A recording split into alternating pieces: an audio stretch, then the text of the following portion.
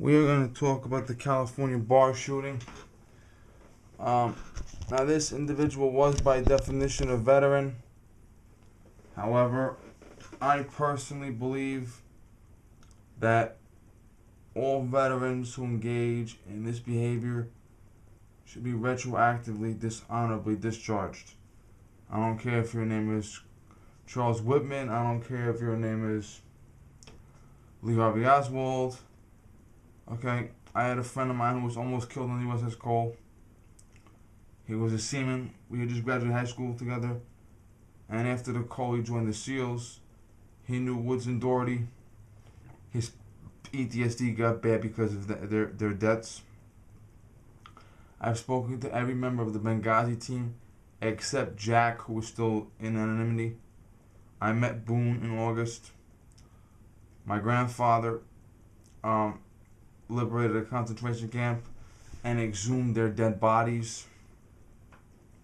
Okay, I could write you a book. I had a cousin by marriage who was in Vietnam, in the infantry, taking care of business. Okay, I could write you a book about all the veterans I've known, or all the veterans in my family, or stuff like that, who went through trauma that you don't want to believe. Do you know how many of them killed innocent people? That's how many. Being a veteran with problems is not an excuse to renounce your oath. Okay? Veterans always tell me their oath of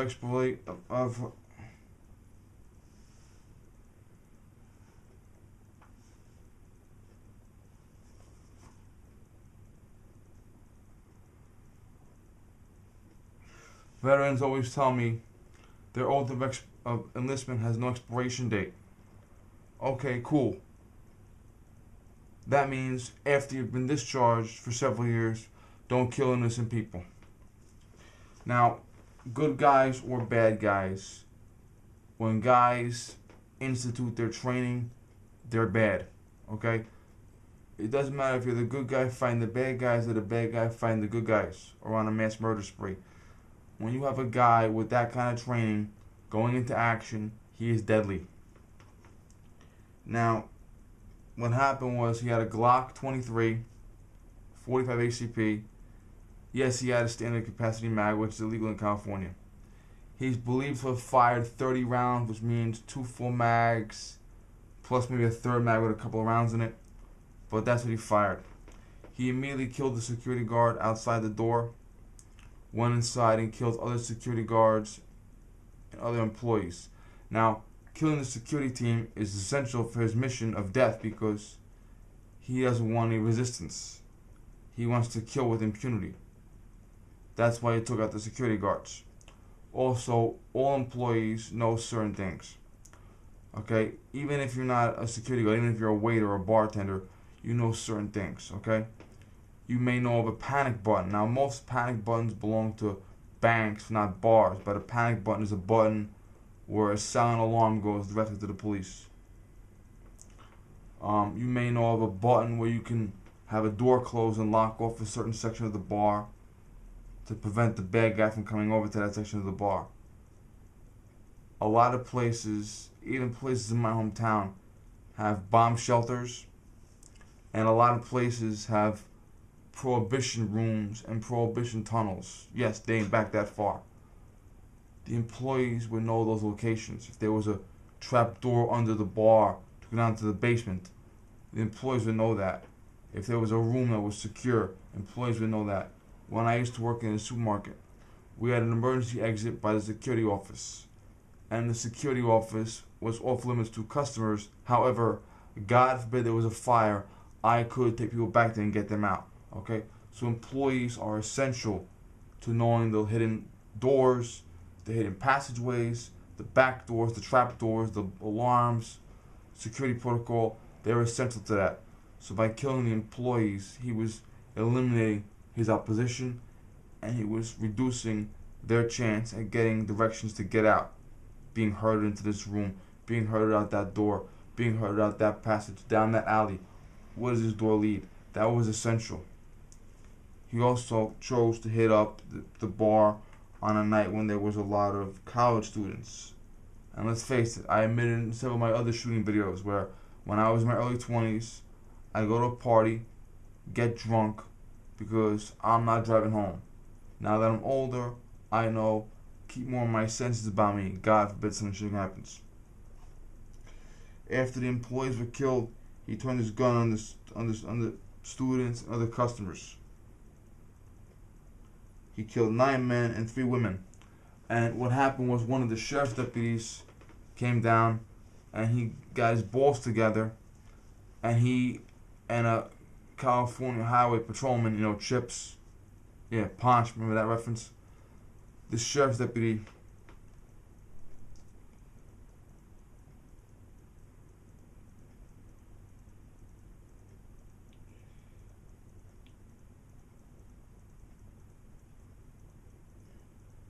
Ron Hellis, an unidentified highway patrol officer, went in to confront him. He killed Deputy Hellis, and the highway patrolman dragged Deputy Hellis out. And Deputy Hellis passed away from his wounds later on. Then he killed himself. Now, I say it ad nauseum. Okay? You need armed guards. Now, even Florida, a very pro-gun state, has a felony regulation against carrying guns in places that serve alcohol. And I said that Florida should exempt its security guards from that law. And you can flat out say, you shall not be in a place that serves liquor with a firearm except for the security guard and the manager. You can do that legally. You can write that into the law. But it's not written into the law yet. California, same deal. But talking to California about guns and gun rights, okay, it's like talking to OJ about letting white girls live, okay? It's fucking, okay? And he had a Glock 21 45 ACP. This is my 23 here. So, basically, a little bit longer than this, a little bit longer down here and longer up here. But you get the basic premise. This is what he had. That's a 40 caliber. He had a 45 caliber. That's medium. He had a large.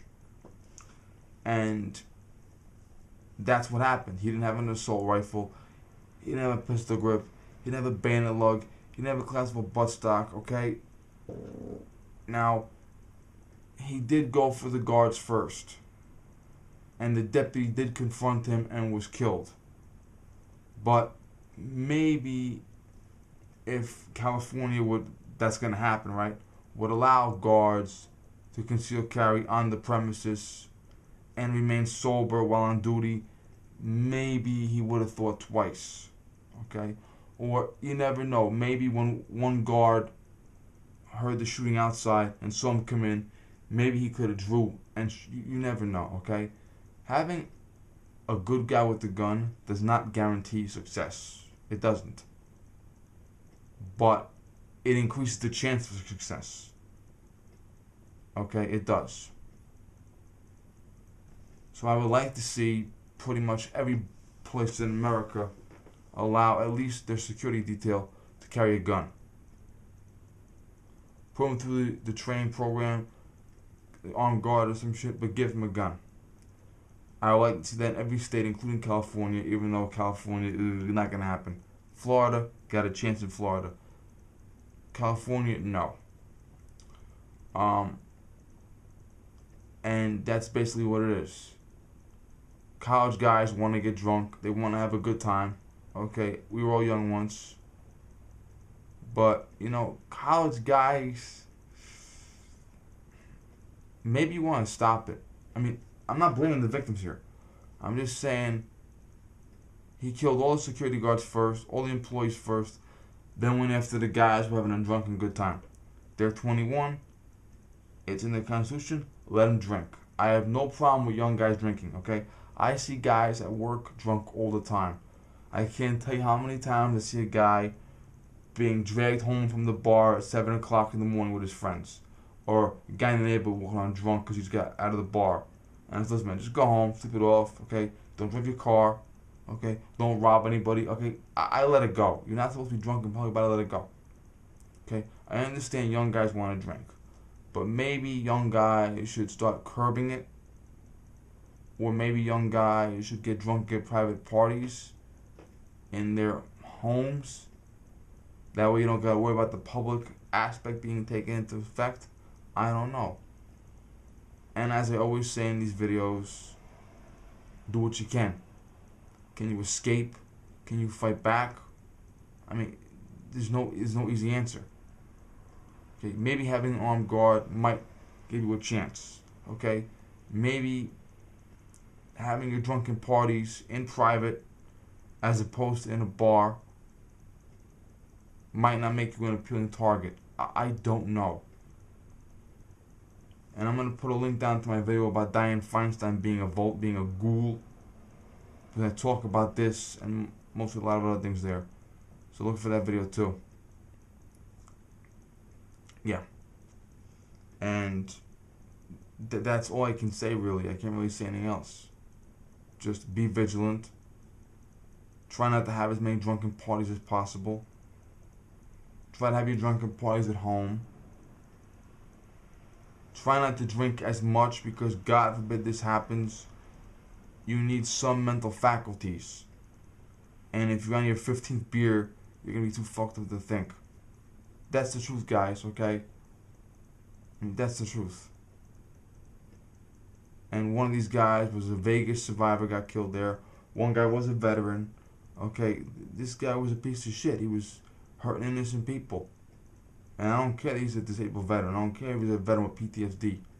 Okay? I never in my life met a veteran that did this shit. Never. Okay? And to be honest, if you're a veteran, if you don't have PTSD, you probably didn't do your job. Okay, that's the truth. But killing innocent people, being a veteran is not an excuse.